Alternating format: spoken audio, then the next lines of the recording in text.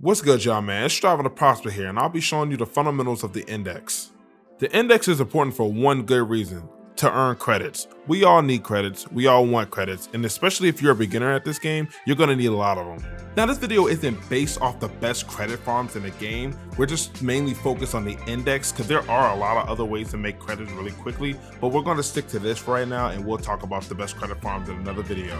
Once after you completed the Glass Gambit quest, you will unlock the index, and that's located on planet Neptune. And a good thing about the index, there's no master rank requirements, so whether you're a beginner, whether you're a veteran, whether you're experienced or not experienced, anyone can play this. So when you go to Neptune and open up the index menu, you'll see 3 investments: low risk, medium risk, and high risk. And as you can see, each investment has their own separate entry fee. You will have to invest 30,000 credits for low risk, 40,000 credits for medium risk, and 50,000 credits for high risk. So make sure you have enough credits saved up. Let's break down the low risk first. You'll see that there's a potential profit and a return amount, the profit conditions, and of course the investment. So how this works is that you invest your 30,000 to get in the mission, you have to meet the profit conditions, and once you complete the mission and win, you get your investment back plus the potential profit, giving you the return of 105,000 credits. Keep in mind that these missions are timed, and I'm going to explain everything that you see on your screen right now in a second. But because this is a timed mission, you can win the missions by not meeting the profit conditions. When you win the missions but fail the profit conditions, what happens is that you get your money that you invested back. So 30,000 credits for low risk, you're only getting that back, and that's not really winning anything. You're just getting back the money you put in. You're just staying in a still place. So you definitely want to try to meet the standard profit condition. And I'm going to show you exactly how you can do that, whether you're solo or with the squad. Trust me, these are very easy missions. Even the high risk looks a little intimidating, but it's not, trust me. The key here is to have a Warframe that is pretty tanky. You don't want no one squishy.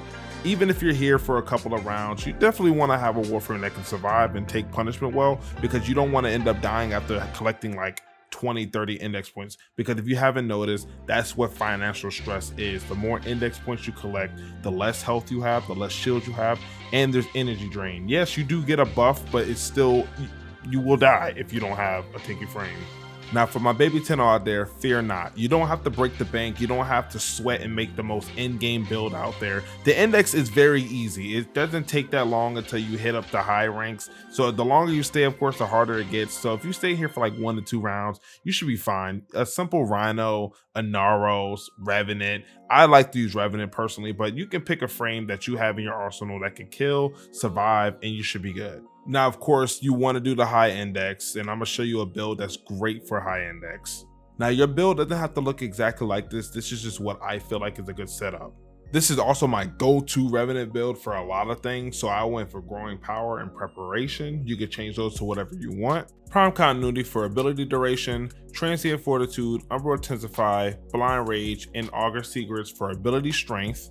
Streamline for energy efficiency, prime flow for energy max, and I went for its augment, Mesmer Shield. It's a Mesmer Skin augment. Revenant receives a plus 50% Mesmer Skin strength, and allies within affinity range are granted a maximum of 5 charges. Then for the arcanes, we got Arcane Energized for more energy, and Mote Augmented for more ability strength. For my primary, I went with the Bursting Prime Incarnate. You can choose this build if you want. You can change it up. You can pick a different gun. It's up to you. Of course, I would go with Prime Bane of Corpus or Bane of Corpus, but this setup should get you far in the index. And of course, why not have one of the best secondaries in the game, the Latum? This is what I choose to have. I have Expel Grineer just because it's my everyday build, but you could change that to Expel Corpus. But this is literally the main weapon I use for the index, so it won't let you down. And for the melee, I got Glaive Prime. I hardly use this in the index, but this is my build. Very dangerous weapon, but I use my Latum or Bursting, so this is completely up to you. You can use this build, change it up to you. So first things first, in beginning the index, you want to go to a relay, or you want to go to your dojo and go to the navigation once you're inside, and then start the index from there.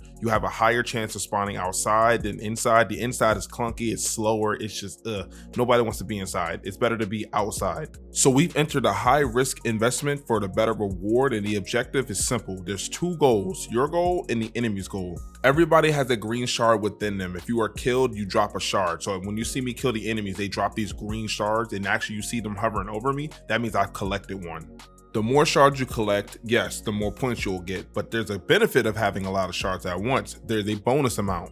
Let's say you're holding 10 shards at once. That means you will have a bonus of 4 shards. So when you bank it in, instead of banking in 10 points, you're banking in 14. Now the bonus caps at 10 plus shards. So even if you have 40 shards, it's going to be plus 10. Even if you have 60 shards, it's going to be plus 10. 100 shards, which you're going to see that I've collected, still bonus 10. So choose wisely, be smart about it. You guys can do what you want to do. Now, if you're playing solo, this is why having a tanky frame is very important. You are the sole provider of the points. You are the only one that's going to get this W. The AI is dog water. They're not going to help you win the game. They're literally they may help you put points on the board, but they're not going to help you meet the profit conditions. That's completely up to you. And that's why you want a tanky frame, because you're going to collect a lot of the shards, and that's going to burden you with financial stress. You're going to lose shields, you're going to lose health, and you're going to have insane energy drain. Also, be aware that there's a timer you have to maintain. The more points you put on the board, the more time you get for your team, so you can stay in here longer and longer and longer. Now, if the timer runs out and you lost, like I said before, you will lose what you invested in. If the timer runs out and you win, but you didn't meet the profit conditions, you only get back what you invested in. If you're watching this video and you haven't liked or subscribed yet, then you're going to lose what you invested in and an additional 1 million credits. But if you like and subscribe, you'll always hit your profit conditions. A quick tip: it's easy to forget. Be sure to keep an eye on the timer. Be sure to keep an eye on what's keeping you alive, because if you die or if you fall off the map, you lose all of your shards. Either the enemy or the teammates can pick them up. If your teammates pick them up, remember, they are also burdened with the financial stress. They will die within 1 or 2 shots, and we don't want you losing all your hard-earned shards. Once you met the profit conditions, then you can go ahead and leave, or you can stay. Now, if you leave, you will bank out with 250,000 credits if you're playing high risk. And of course, if you run a credit booster, which I would recommend, you'll get double of that. For those of you who want to stay and complete more waves, you can do so. The enemies will get harder, the levels will get a little tougher, but you should be able to manage it. It's still pretty easy. But be warned that if you fail, even if you won the first, the second, the third wave beforehand, if you lose everything. So be safe, be smart, and just know when to leave if you need to leave. But with everything I told you about this, you're going to make the corporates go bankrupt. They're not going to know what to do. You're going to break the bank. You're going to take all their money. So let's get in there and make them credits. That's pretty much everything you need to know about the index. It's not that much to it. Now, of course, it might be a little bit different when you play with a squad. Not that much. Just communicate with your teammates to see who's collecting the index points and who's staying back to keep the enemies from scoring on you. That's pretty much it. Please like and subscribe if you felt like I've earned it. And please leave a comment down below if you have any questions, concerns, or tips you would like to add yourself. I really appreciate all the love, support, and the amazing comments you guys leave for me. It makes me want to push harder and get content out for you guys, so thank you so much for that. We're on our journey to strive and prosper until we thrive. I want to thank you all for watching. I hope you all have a great day, and I'll catch y'all later. Peace out, man.